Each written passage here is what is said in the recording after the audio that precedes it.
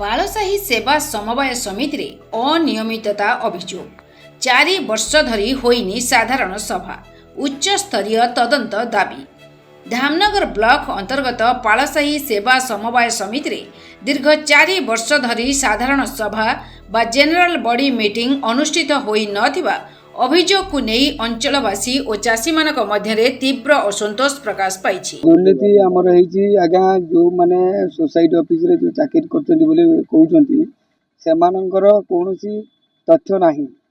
मैं आटेरु में रिपोर्ट मिलिला जे वर्तमान जे सेक्रेटरी निजे अछन्ती से तांकर सळा को सेठी रखी की 3000 ऋण पाइथिबा लुनी मानंकर कौन कर नथिपत्र केमी से परिचालना कर तो चाकरी ना भिणे जी अच्छा आम सुभाष चंद्र बेहरा सी अच्छा सेक्रेटरी सेक्रेटरी शला केमी ए प्रकार सब नथिपत्र परिचालना कर बाबद आम जिलापाल को गत 29 तारिख रे आम जनईलु जिलापाल तो मीटिंग थिले आम ऑफिस कॉपी को हेल्प डेस्क जरिया आम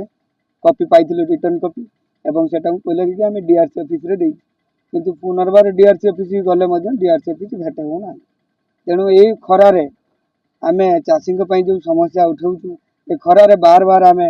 आरटीआई मागिचु एआरसी ऑफिस जाऊँ डीआरसी ऑफिस जाऊँ कलेक्टर जाऊँ ये समस्या केते कौन समस्या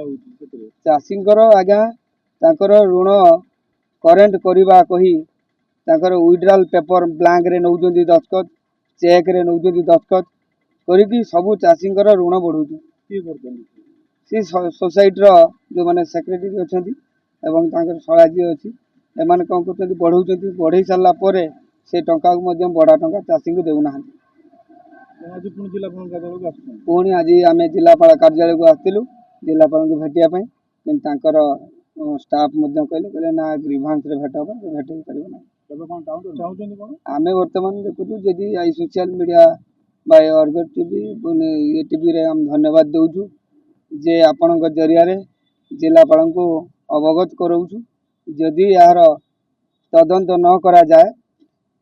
निरपेक्ष भाव में तदंत न करा जाए ताहले आमे सेठी सोसाइटी ऑफिस समवाय सामने हजार हजार चाषी को नहीं आमे विराट बड़ आंदोलन कर।